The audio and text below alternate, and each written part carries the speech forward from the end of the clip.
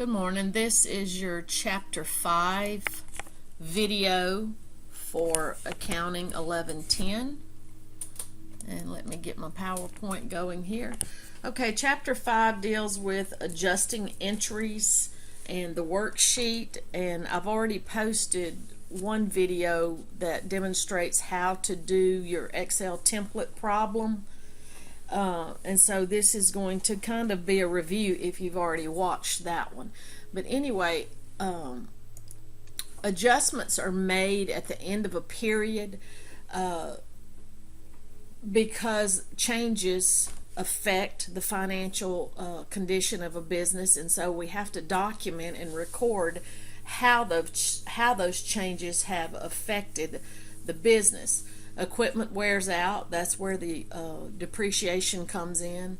Prepaid insurance and supplies get used up, and so we have to account for that. And then we have our wages payable, which is where employees have earned money or wages, but it has not been paid yet. And so these things have not been entered into the accounting system at this point, so we have to make what's called adjusting entries, and they are guided by three important principles. The revenue recognition principle, okay, which is when we recognize revenue when it's earned, not when it's collected, okay. The same thing with the expense recognition principle, and then also with the matching principle, and we'll go over those here in just a moment. Okay, so the revenue recognition principle, this is simply what I've already said. Revenues are recognized when they're earned, okay, regardless of when the customer pays for it. Okay, expense recognition principle means that expenses are recognized when they are incurred, regardless of when they are paid.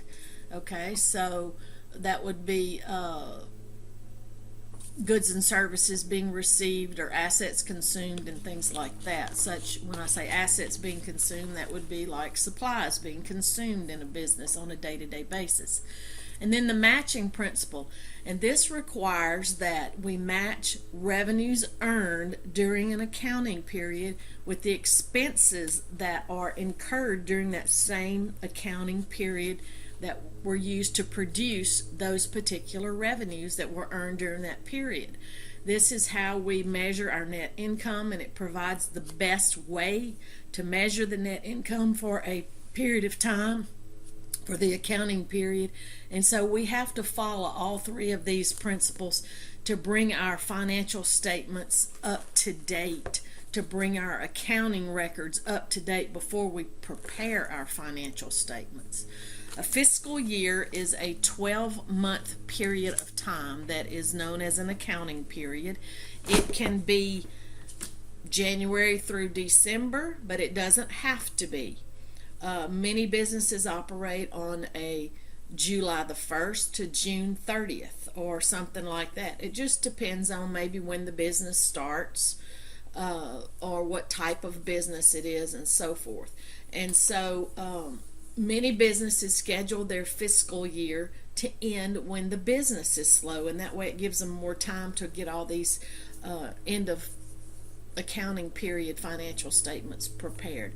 Generally, adjustments are made and financial statements are prepared at the end of a fiscal year.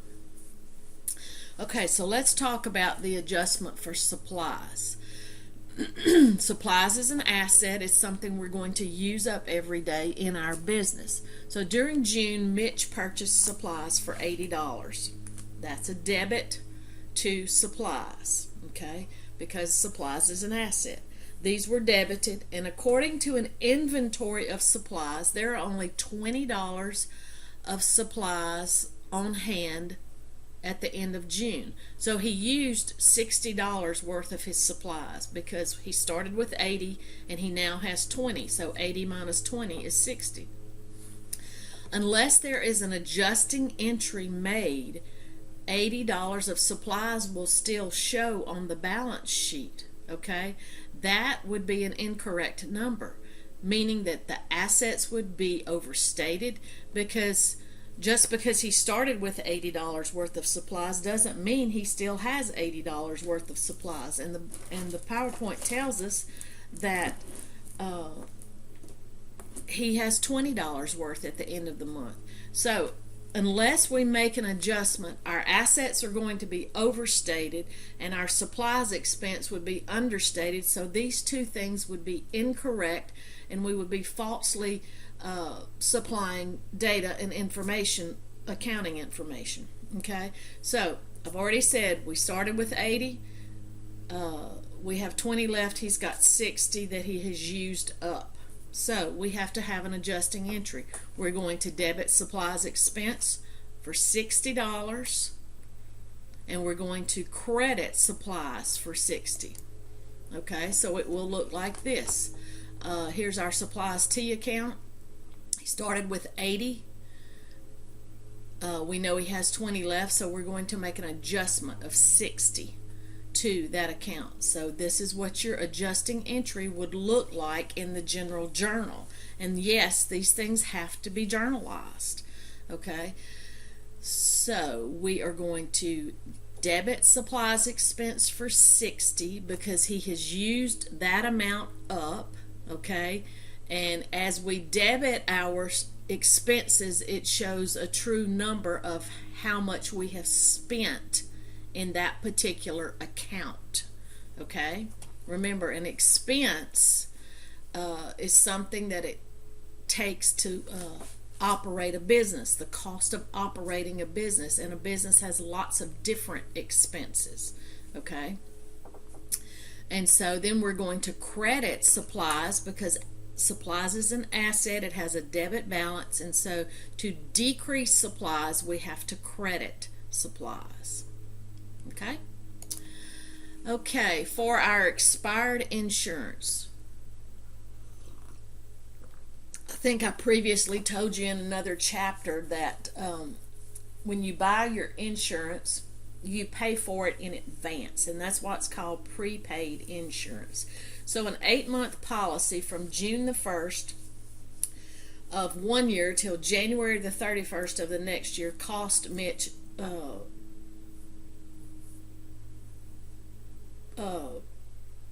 $700. Okay, cost him $700. That's a 10-month liability insurance policy. So we had debited prepaid insurance. Okay, insurance policies expire with the passage of time, and you have to renew them every year. Now that June is over, we need to remove the cost of 1 month's insurance premium from prepaid insurance, and that was a typo. That should be 700 there, not 200. Somebody made a mistake on these. I'll try to fix that. Let's see.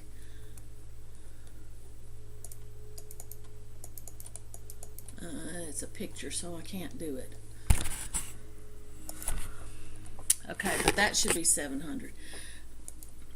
So a $700 policy for 10 months is going to cost Mitch $70 per month. Okay, so we have to have an adjusting entry to show how much has been used.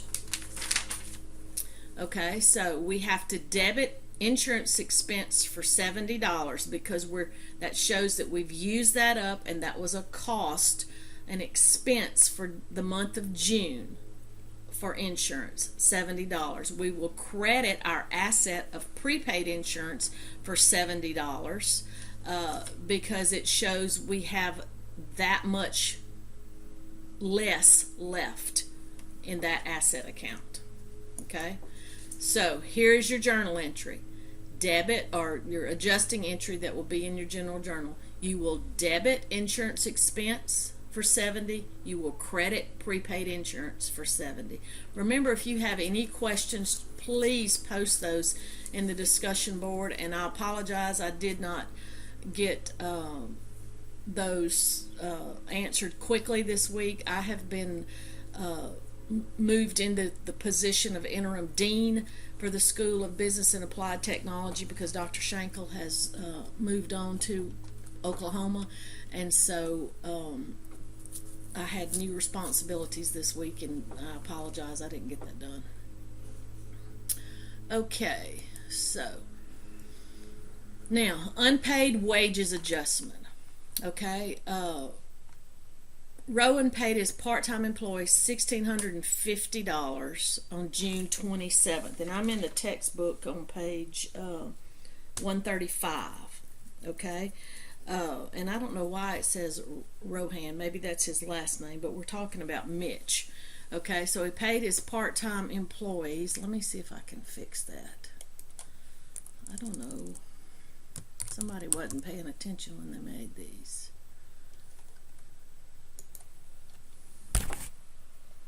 All right, so Mitch paid his part-time employees $1,650 on June the 27th. Since then, they have earned an additional $400 but have not yet been paid. So we have to reflect this in the wage expense account, okay? So an additional $400 has been earned by his employees, but he hasn't paid them yet, okay? So it says Rohan again.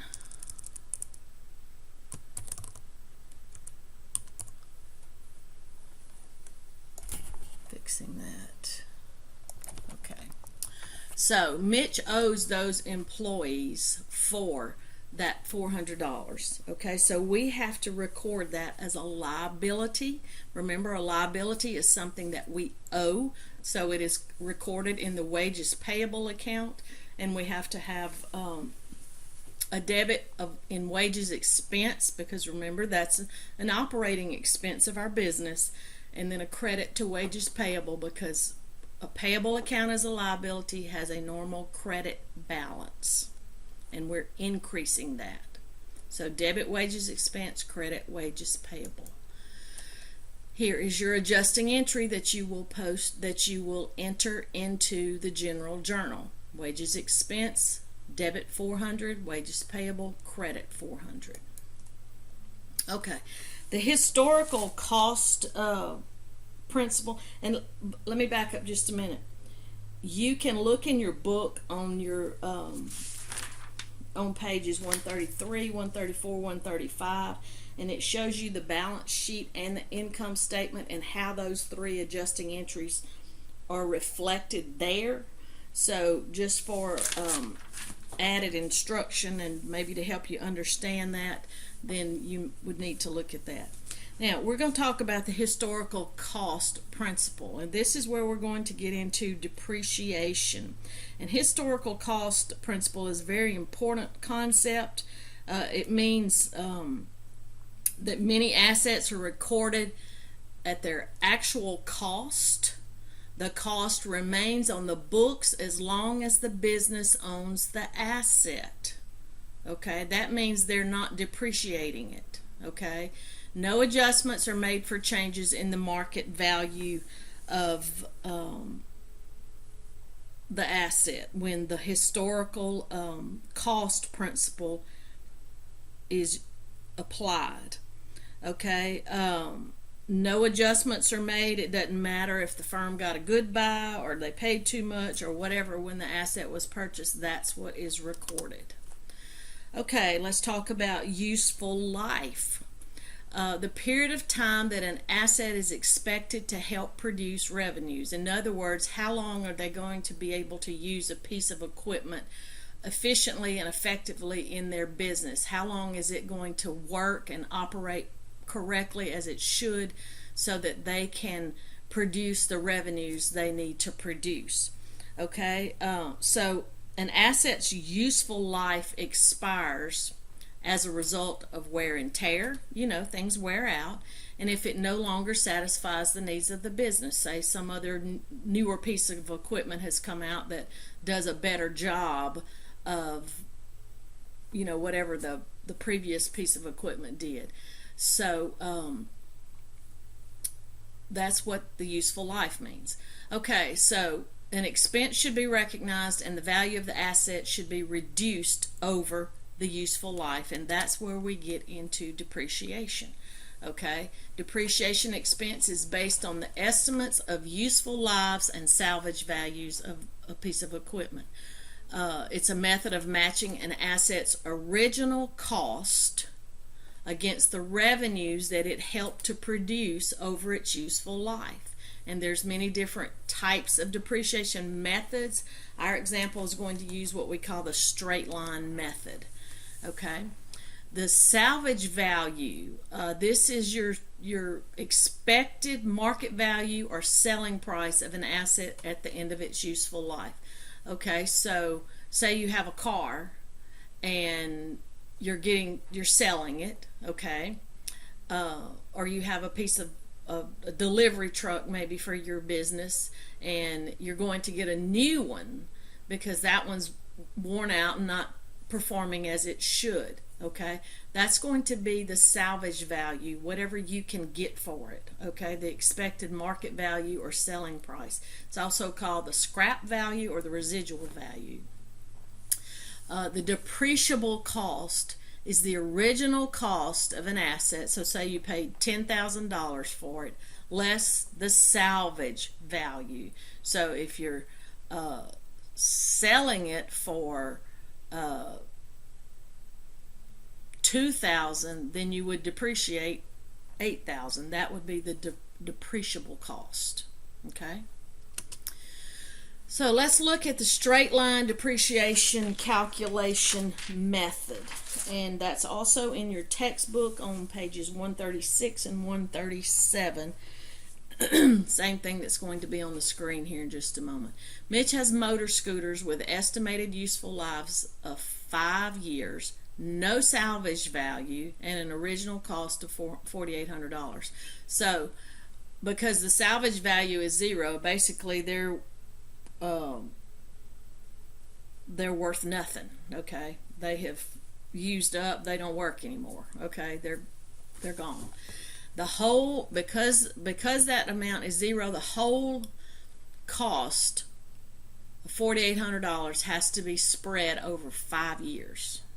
Okay, they estimate the scooters are good for 5 years, and so what they do is spread out the cost that he paid for them over 5 years.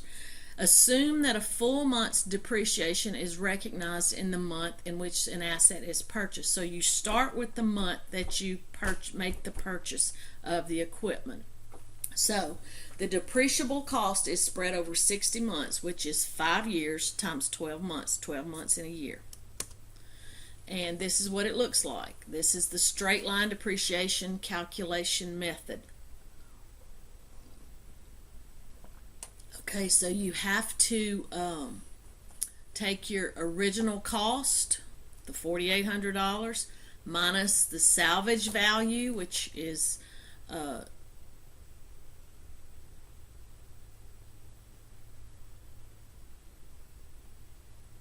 then you have your depreciable cost. Excuse me, I'm sorry.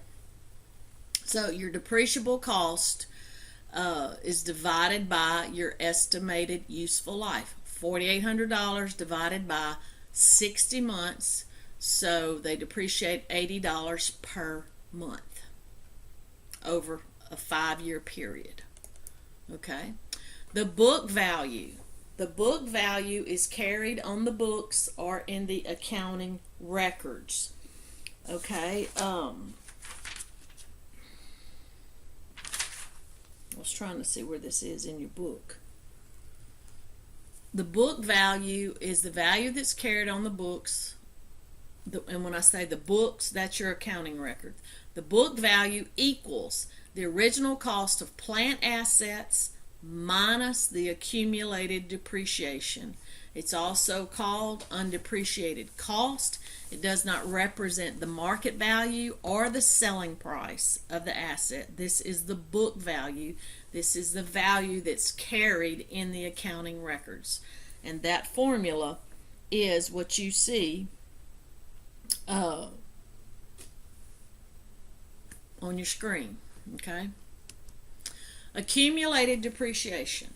Okay, accumulated depreciation is what we call a contra account. It's a contra asset account, and contra means opposite, okay? So, accumulated depreciation has a credit balance because it's a contra asset. It's going to basically decrease the amount of that asset, okay?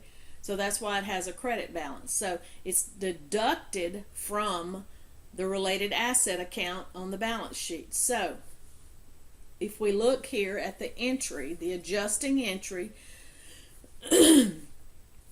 we have, and if you look, do they show you your chart of accounts? Look on page 139, okay, at the top of 139 so you can see what it looks like. This is the chart of accounts, okay, and you'll notice that accumulated depreciation delivery equipment is listed there on the chart of accounts under the assets. It's numbered the same as the delivery equipment account with a 0.1 added to it, okay? So that means it is a contra account, okay? And so it's going to decrease the amount of that delivery equipment account, okay? So for an adjusting entry into accumulated depreciation, you're going to debit your depreciation expense for delivery equipment. And if you look in the chart of accounts again on page 139, you'll notice that there is a depreciation expense for delivery equipment at the bottom of the expenses in the chart of accounts, okay? And then you're going to credit accumulated depreciation because that's the amount that the piece of equipment is going to depreciate, okay?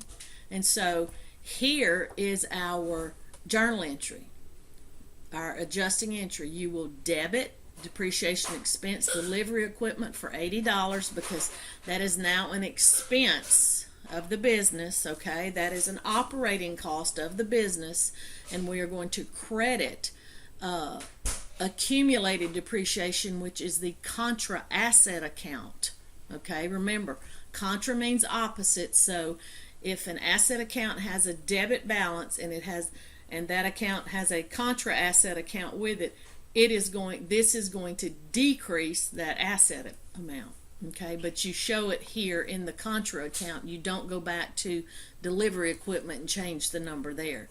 It's a separate account, okay? Here's that chart of accounts I was talking about. So here is your accumulated depreciation delivery equipment. It is a separate account, but it does fall under delivery equipment. And here is your depreciation expense for delivery equipment. Why does it have two names on here? Why doesn't it just say accumulated depreciation and depreciation expense? Because you want to record separately. You may have some other kind of equipment or something else that can be depreciated over a period of time. And so you would have to have a separate account listed for that one as well. Okay, and over here the same thing. You would have a depreciation expense for whatever that particular piece of equipment or property or whatever is. Okay. Okay, now let's post these adjusting entries. Posting is just like we did in our previous chapters, where you had to post from the general journal to the general ledger. Okay, you're going to do the same thing, but you do have to write something under the item, and that would be the word adjusting. And so let's look. Here is our first adjusting entry where we dealt with supplies. Okay, you're going to go here to your supplies expense, and there's your debit amount of $60. And because this is the first entry, you're going to put a debit here of $60, okay? You're going to put the word adjusting so that we know that's the adjusting entry. Same thing here with supplies, the asset account. You're going to credit supplies for $60. You're going to write the word adjusting in the item column. Now, we already had a debit balance, remember, of $80 in our supplies account. So if we're going to credit with an adjusting entry, that means we're going to subtract. Remember, you subtract debits and credits. You add 2 debits, you add 2 credits. But when you have a debit and a credit, you subtract. So 80 minus 60 is 20. So that gives us a balance now of $20. Okay, let's look at our insurance adjusting entry. We've got insurance expense and prepaid insurance. Okay, so you're going to go to your insurance expense, debit it for $70, put your amount here, $70. Don't forget your dates. I'm just not saying them for sake of time. You have to put the date that the transaction takes place, and you have to put the word adjusting.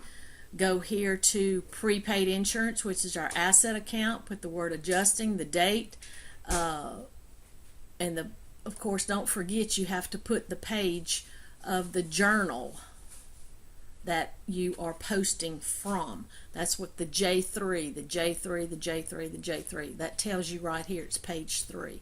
Okay, so where am I? Right here. Credit of $70. So we started out with $700. Remember, he paid $700 for a 10-month liability insurance policy. So this is the first month he's using it, so that is $70, and that leaves him a balance of $630 that is yet to be used. Okay, now we have our wages adjusting entry. Remember, he owes his employees $400, so we're going to go to wages expense, put the date, the word adjusting, put the journal page, and then we're going to debit wages expense for $400 because that's increasing our expenses over the period of time. You're going to add $400 to $1,650, and this has been our wages expense thus far for this period. Okay. And you're going to come here, do the same thing with wages payable, put your date, the word adjusting, the journal page, credit, because we still owe that. He doesn't have a balance here already, so it's going to just carry over to be a $400 credit balance. Let's look at our depreciation.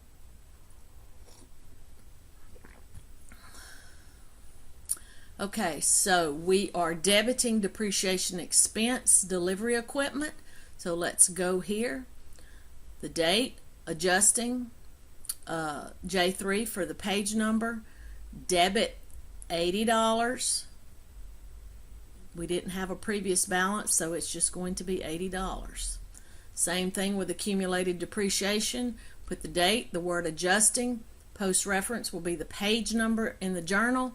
Credit for $80 with a credit balance of $80. Okay. Now, let's look at our worksheet.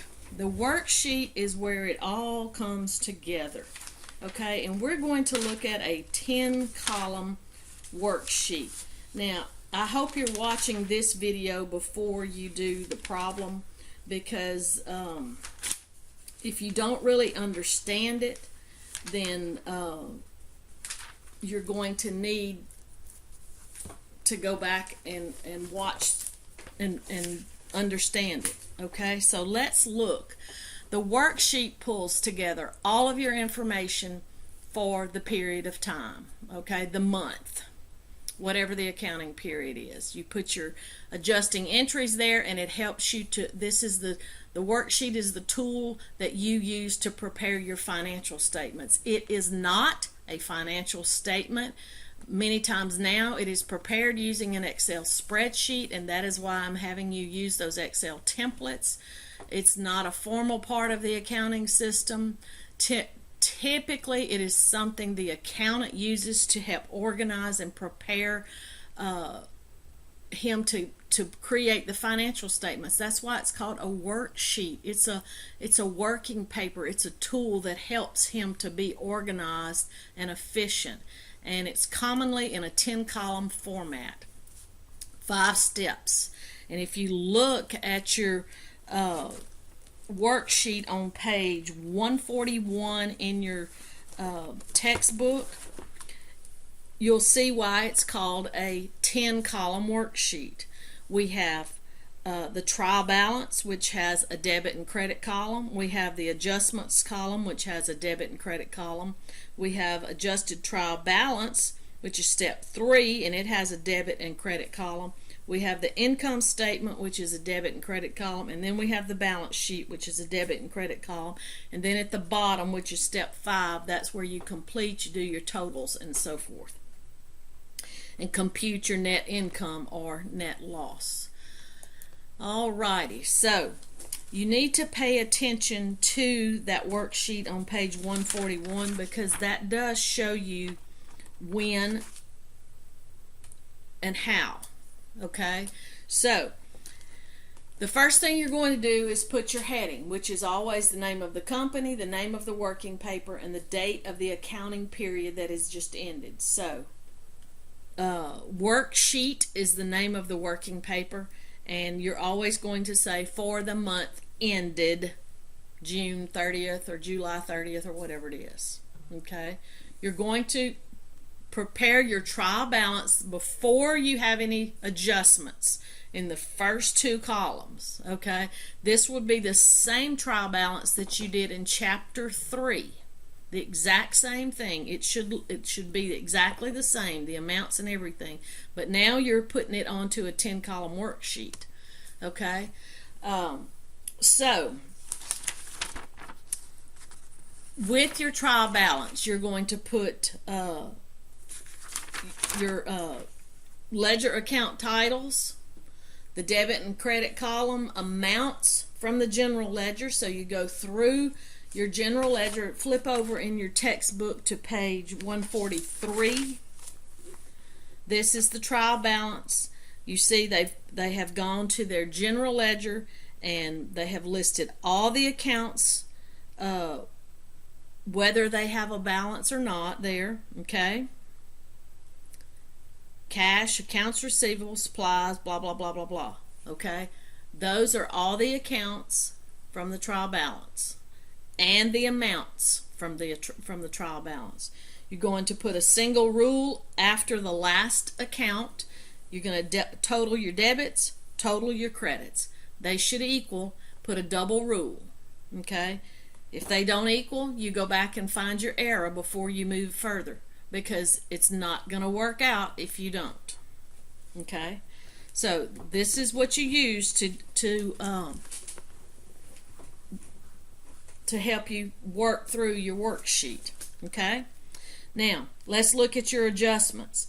If you look on page 143, it tells you exactly what to do, and you'll notice you have to have a debit and a credit. Okay, this is the same thing we just went through in the previous slides with each account. If you'll see the little a, that is supplies and supplies expense. Okay, then little b is going to be your prepaid insurance and your insurance expense. Little c is going to be your wages payable and your wages expense. And little d is going to be your accumulated depreciation delivery equipment and depreciation expense delivery equipment. You have to have a debit and a credit, and those should balance. You do need to put the little a, the little b, the little c, the little d. Okay? Once those balance, you can move on. This is the same illustration I'm looking at on page 143. You need to use that to help you do your worksheets until you learn how to do them. Okay, now we're going to prepare our adjusted trial balance. So I'm going to move in the textbook to page 145. Okay, all you're going to do here is extend your amounts from your trial balance. However, if you have an adjustment in the adjustment column, you have to allow for that. So Cash is the same. Accounts receivable is the same. You don't have to do anything but transfer that same amount. When you get to supplies, you'll notice you've got, in the trial balance, you have a $80 debit balance, and then you have a credit adjustment of $60. So you know a debit minus a credit, and that's going to leave you a debit balance of $20. Why debit balance? Because that's supplies, that's an asset account. It has a normal debit balance, and the balance goes on the side of the larger amount. Okay? Prepaid insurance, you start out with $700 in the trial balance. You've got a $70 credit, so you're going to subtract, so you should have $630 in your adjusted trial balance. Delivery equipment is the same. Now, the next line is your accumulated depreciation delivery equipment. You have a credit of $80, so that amount is going to go into your adjusted trial balance. Okay? Accounts payable is the same. Wages payable, you don't have anything on your trial balance, but you do have an adjustment, so that adjustment needs to be extended to the credit column of the adjusted trial balance. Then you have your capital, your drawing, your income. Get to your wages expense. You started with $1,650. You've got to add that $400, which will give you on the adjusted trial balance a total of $2,050. This is it. Same one that's in your book. The rent expense didn't change. Just extend that $1,000 over. Supplies expense, you didn't have anything on the original trial balance right here, but you do have a $60 debit, so that goes over there. Your phone expense is $100. Your insurance expense, you didn't have anything in the beginning, but you have a debit entry of $70, and on depreciation expense delivery equipment you have $80. Okay, so now you've got to add up your debits, add up your credits. They should balance. If they don't equal, you go back and find your mistake. You could have transferred the number and reversed the numbers, like transposed. Instead of 3,100, you could have put 1,300. You could have put 200 here instead of 20, or you could have put 2 instead of 20. So check for all those different kinds of errors if you don't balance. After you've balanced, you can double rule. Okay? Now, here's those instructions I just went over. It's really not hard. It's just a step-by-step process of moving numbers, extending numbers. It's not hard. It's very methodical, and it's always done the same way. Okay? Now, let's look at the next part, which is extending your adjusted balances to your income statement and to your balance sheet columns. Okay? And I'm going to go here instead of looking at the slide with all the instructions. A balance sheet contains assets, liabilities, and owner's equity. So all of the assets, liabilities, and owner's equity accounts down through your drawing account will go on the balance sheet. Assets, liabilities, capital, this one's capital, and drawing. That's all that goes on the balance sheet right there. Assets, liabilities, and capital. Okay? A balance sheet shows the financial condition of a business on any given day. Okay? And so that's what you put there. Now, you will transfer your revenue and your expenses to the income statement. Revenue and expenses, that's all that goes on the income statement portion. And all of these numbers you're extending from the adjusted trial balance. You don't want to go back to the original trial balance, because some of those numbers are not right, because we had adjustments. We made adjustments during the month, and so now we have what's called an adjusted trial balance, and these are the amounts that you extend over. Okay, now when you finish extending all these amounts over, and be very careful that you do them correctly, you're going to total each column. They are not going to balance right here, okay?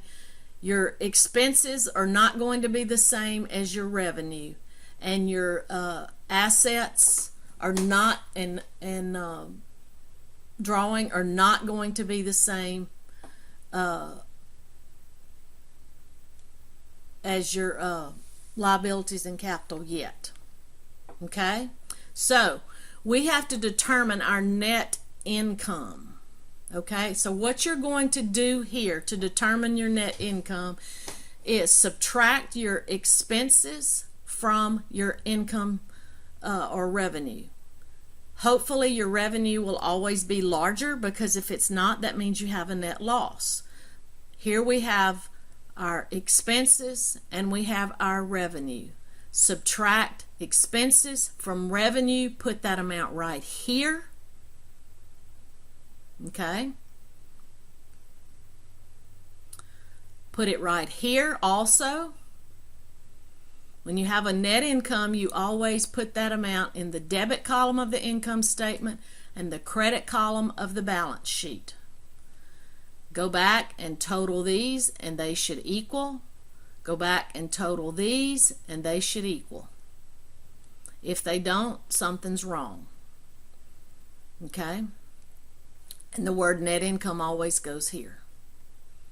That's how you prepare a worksheet. Trial balance,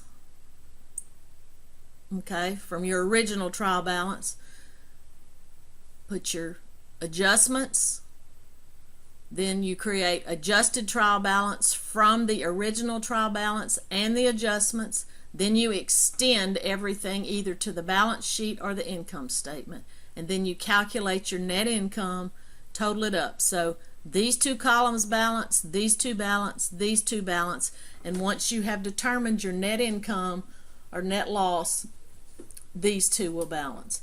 Now, if you have a net loss, that means your expenses are going to be larger than your income. So the net loss amount would go here in the credit column of the income statement and here in the debit column of the balance sheet. But these two should still balance, and these two should still balance. Okay? Assets equal liabilities plus owner's equity.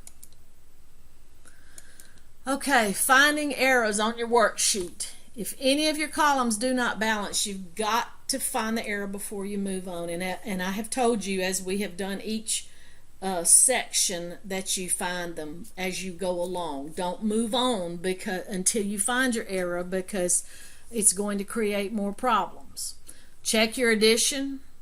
Check your addition and subtraction when you're extending from your trial balance and your adjustments into your adjusted trial balance. Make sure your adjusted account balances are the ones that are extended to either the balance sheet or the income statement, and make sure that your net income has been added to the appropriate columns. The net loss has been added to the appropriate columns.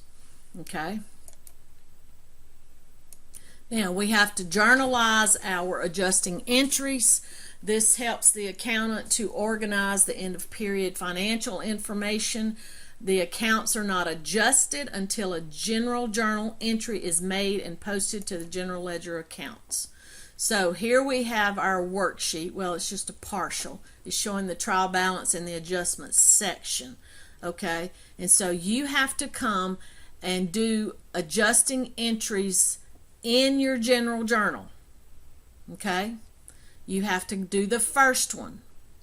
$60 debit to supplies expense, $60 credit to supplies. Now, when you these are your journals, okay? These are your adjusting entries. Don't do anything with this yet, okay? Do the same thing with B, with C, and with D. Remember to skip a line between each transaction. This is an excellent illustration. I think it's also in your textbook, so if you have problems, then you need to make sure you do that. Okay. Let's talk a little bit about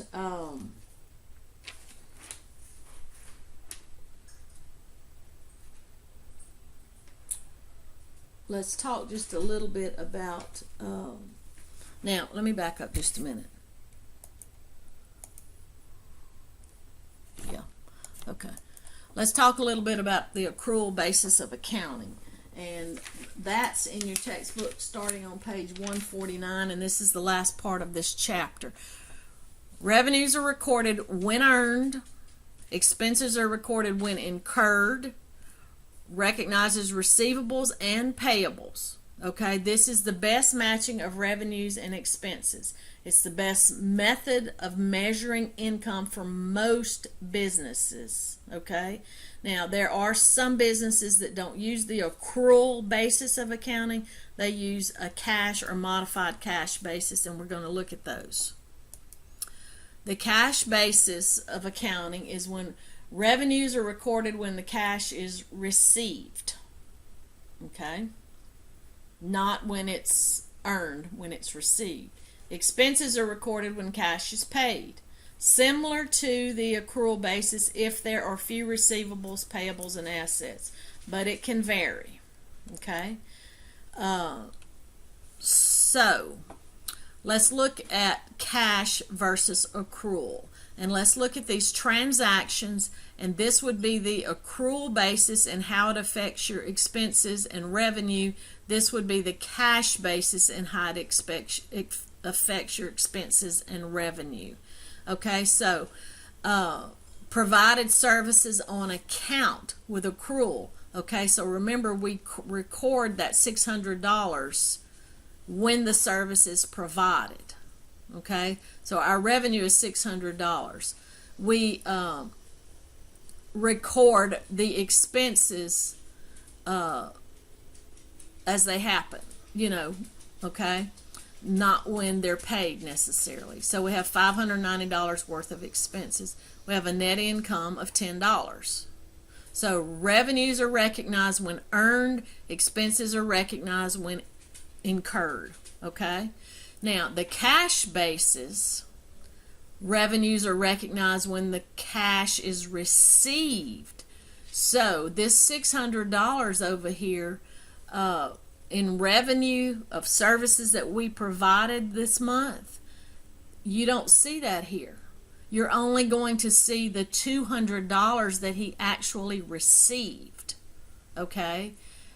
The expenses that he's actually paid out are $450. So this is going to show him with a net loss of $250.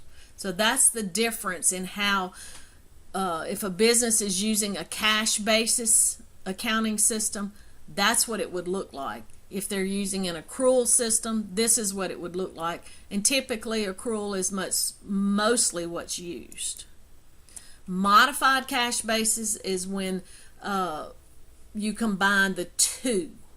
Okay? The business reuses the cash basis for recording revenues and most of the expenses, but exceptions are made when cash is paid for assets with useful lives greater than accounting period. So, for example, if you pay cash for equipment, for buildings, supplies, or insurance, these are recorded as assets and adjustments are made. Just like we just did under the accrual basis. We make adjustments each period. Liabilities are associated with the acquisition of these assets, okay? And we do not account for receivables or payables for services received. So that's the difference.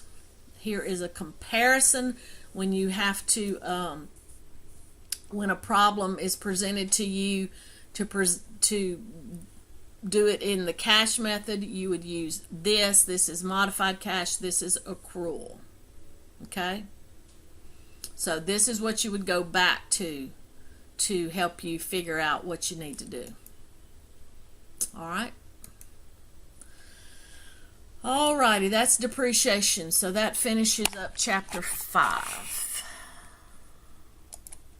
Long video, I apologize.